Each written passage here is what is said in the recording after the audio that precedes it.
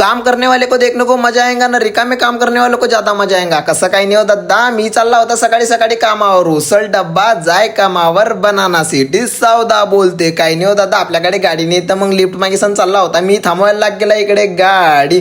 तसं काही नाही, सणानं पिरिरी टिरिरी पोहोची गेला आपल्या बनाना सिटी सौद्यामध्ये. मोठ्या भाऊ लोकांचा सपोर्ट जास्त आहे. मग काय दादा, गपकन दिशा चहा पेला ना, कारण की भाऊच्या तोंडावरची स्माईल पावात ना होती ना माकन काही आवरात ना होती. तसं काही नाही, मस्त चागी पेली आणि मोठ्या भाऊ लोकांचा आवाज आला. मोठ्या भाऊ लोकांना घेतले आपल्या ब्लॉग मध्ये आणि या भाऊने एवढ्या जोरात बॉम्ब टाकला की खतरनाक. निघी गेले बनाना सिटी म्हणून फैजपूर, आमोदा, बामनोद आणि डायरेक्ट पाडळसा. मग काय दादा, भुसावलबी आलतं ना, तुमचं गाव आलतं का सांगसान तुम्ही आपल्या कमेंट मध्ये ना. मग काय भाऊ, मी ऐकत होता चांगले वाले गाणे ऐकत होता तर मला ऐकू बी येत नाही होतं. तशी तर गाडी खतरनाक चालत होती. हे व्ह्यू पाहायला मजा जास्त येत होता ना. मोसम तर दिल गार्डन झाला. पोहोची गेले उमाड्यामध्ये. नेरी मागे चालली गेली ना, गाडी चालली होती पुढे. इकडे मशीन हिला पाहिला खतरनाक मध्ये आणि यांना थोडेसे आवाज दिला ना, मग चप्पल पडी गेली गाडीच्या खाली. ते गाडी भुरभुर करत होती आणि मला उमजत ना होता, कारण की मग थोडेसे डोळे गोंगत होते ना हो दादा.